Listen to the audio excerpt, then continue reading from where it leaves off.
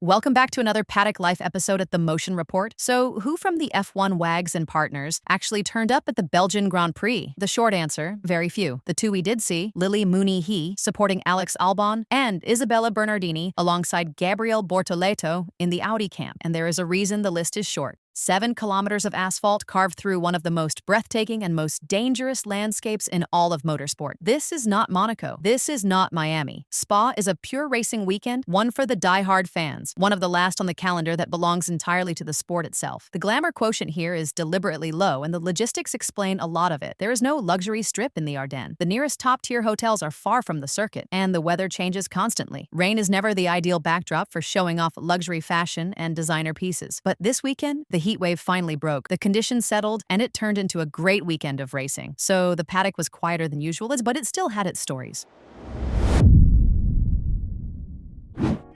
The loyal partners. On the partner side, we spotted Muni He, the Chinese pro golfer, here to support Alex Albon, quietly loyal, alongside a driver going through a difficult spell at a Williams that simply is not performing. Albon is every bit as frustrated with the results as his teammate Carlos Sainz, who, according to Paddock rumor, has his eyes on a move to Audi. And speaking of style, Lily was one of the weekend's fashion highlights. Modern, casual, effortless, blended with quiet luxury pieces. She remains one of the most polished regular faces in this paddock. For Friday's practice sessions, Muni He embraced a sporty luxury aesthetic. She wore the Lisette the Margot long-sleeve baseball tee, paired with Miu Miu blue trousers that gave the look a relaxed yet elevated feel. She completed the outfit with her coveted Hermès Bolide on wheels bag in Rouge H and Rose Extreme, adding a bold pop of color and a rare collector's piece to her understated ensemble. The combination created an effortlessly chic paddock look that perfectly balanced comfort and high fashion. For race day, Muni He opted for a polished all-Burberry ensemble that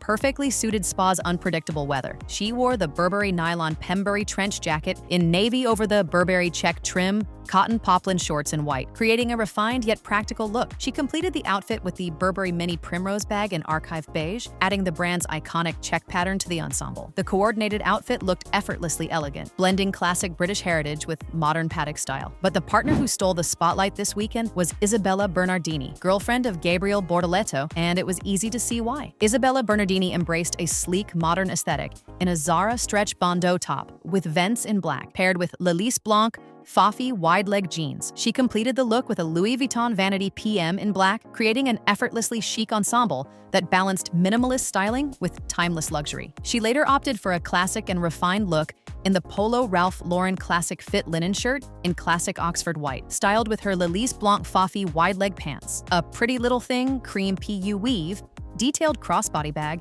added the perfect finishing touch, giving the outfit an elegant yet relaxed paddock vibe. If you follow the official F1 gossip accounts, you will already know her. Isabella has quietly become one of the most talked about names in paddock fashion, and Spa was no exception. She turned up in an interesting, playful look, the kind of feminine, trend-aware styling she has built a following on. Wide-leg denim, tailored neutrals, accessible pieces mixed with a classic designer accessory or two. It is a fresh, youthful take on F1 wag style, attainable rather than untouchable, and it is exactly why younger fans have latched onto her. She is usually full of smiles and enjoying her weekends next to Gabby and inside the paddock, which can be boring and tedious at times. However, her smiles are genuine and her emotions during race weekends pure. And this weekend, she had every reason to be all smiles, because down in the Audi garage, Gabby delivered. Bortoleto qualified P8, his best of the season, and crucially, he outqualified his far more experienced teammate Nico Hülkenberg on a circuit as demanding as Spa.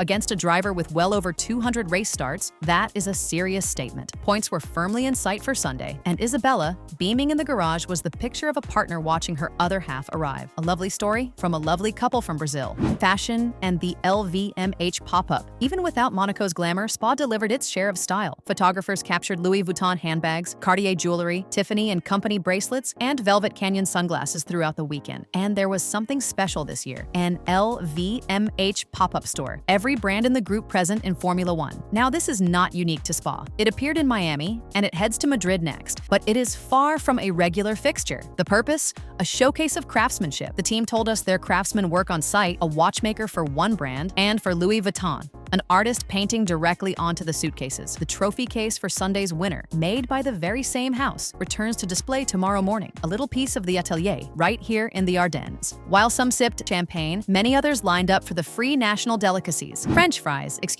Belgian fries, and Belgian waffles. Needless to say, the lines were as long as getting into the paddock itself, while billionaires and lowest-ranking garage assistant equally craved for both delicacies, besides it's free.